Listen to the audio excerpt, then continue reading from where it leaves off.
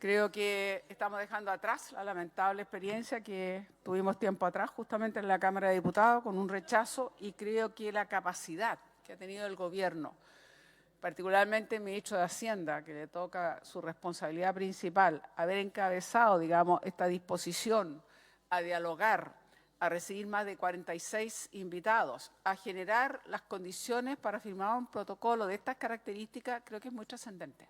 Habla bien que se tiene la capacidad de escuchar, habla bien si hay capacidad de repente rectificar, habla bien que efectivamente seamos capaces de generar un acuerdo en una materia tan delicada y tan importante. ¿Qué duda cabe que quizás sea de los más trascendentes proyectos que podamos votar esta tarde en el Senado? ¿Por qué? Porque estamos hablando ni más ni menos cómo hacer un marco jurídico claro, justo como se decía en la declaración de principios de este protocolo, para todos los contribuyentes.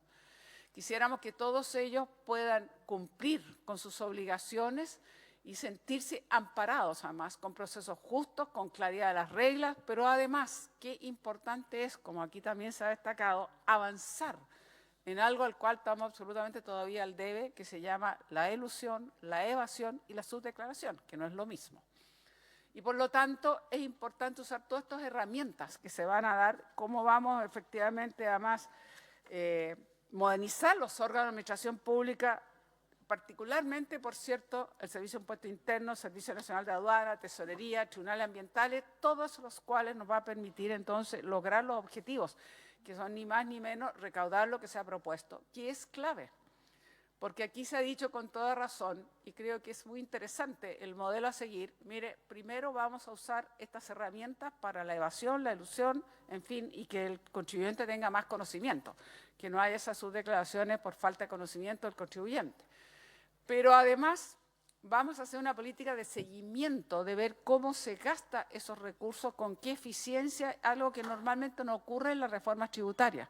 Y por lo tanto, hacer esta política de seguimiento va a significar que vamos a ser capaces de evaluar efectivamente no solo lo que se ha recaudado, sino que cómo se ha gastado, y eso nos va a permitir avanzar en lo que se pretende, que es dar la respuesta, por supuesto, como aquí se ha señalado muy bien, a temas tan necesarios, tan candentes, como puede ser la seguridad pública, como son los temas provisionales, como son los temas de crear una red de cuidados y proteger la infancia, además de aumentar, por cierto, la PGU. Pero aquí estamos diciendo, partamos con esto, y creo que es enteramente razonable la forma en que esto se ha hecho el diseño de tal manera de permitirnos entonces recaudar esa suma y, como decía antes, hacer el seguimiento y gastarlo de una manera adecuada.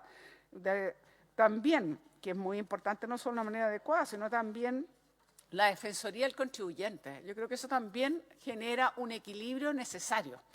Y aprovecho también de referirme un poco a temas que el ministro tocó y que en realidad ya son parte más de no esta discusión en general, pero sí que evidentemente motivan preocupación e interés. La gobernanza del Servicio de Impuesto Interno. Las cifras que entregó el ministro son francamente casi apabullantes, diría yo, si puedo usar esa palabra, porque uno no se imagina la cantidad de operaciones diarias que realiza el servicio, las boletas y todo lo que significa no solo en el IVA, las boletas electrónicas y otros medios. Y en ese sentido entendemos que hasta ahora ha funcionado como ha funcionado, porque yo no he escuchado decir que tenemos una crisis porque el Servicio de Impuesto Interno ha sido incapaz de generar lo que tiene que hacer para hacer esa cantidad de boletas, de transacciones y recaudaciones. Por lo tanto, tenemos una excelente base. Por eso que, entendiendo lo que nos señalaba el ministro, igual uno deja algunas dudas de decir, bueno, sería interesante saber el rol de este Consejo Asesor. ¿Qué tanto y para qué se va a abocar y en qué va a consistir y cuánto va a no a respetar un acuerdo que tenga una dirección del Servicio de Impuesto Interno, que esto es muy importante? Creo que hasta ahora todos nuestros directores han sido siempre personas de extremada responsabilidad, nunca hemos tenido casos ni quiebres de nuestra institución, por eso yo la quiero rescatar, porque yo creo que ha cumplido hasta ahora un rol muy importante. También se refería el ministro al secreto bancario. Yo creo que hay consenso unánime en esta sala que necesitamos abrir el secreto bancario, o sea, que debe ser bajo ciertas condiciones. Hasta ahora se mantiene lo que se ha dicho, que tenga que tener una autorización judicial. Muy bien, pero siempre y cuando tenga un plazo más perentorio.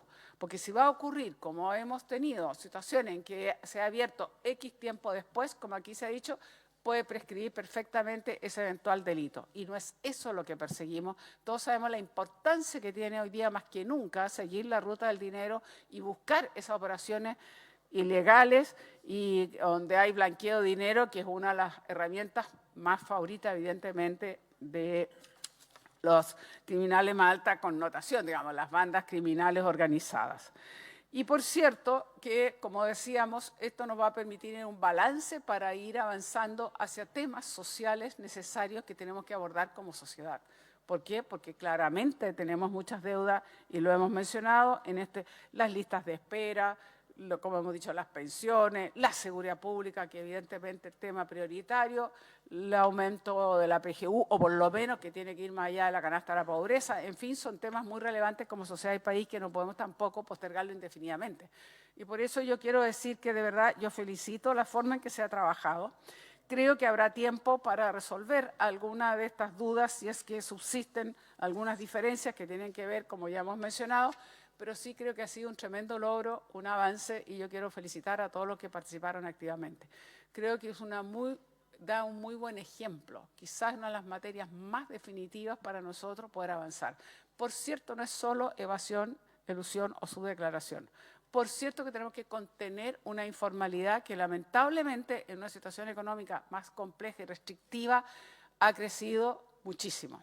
Y eso significa una cantidad de gente que no tiene empleo formal, que no tiene ningún tipo de seguridad prácticamente y que el día de mañana, por cierto, no van a tener jubilaciones ni pensiones garantizadas o va a ser muy difícil hacerlo y por eso necesitamos también contener esa informalidad, qué duda cabe. Así que en ese sentido creo que se apunta a todos los elementos más esenciales, importantes y por eso, como ya dije al inicio de mi intervención, con mucha satisfacción voy a votar a favor, he dicho.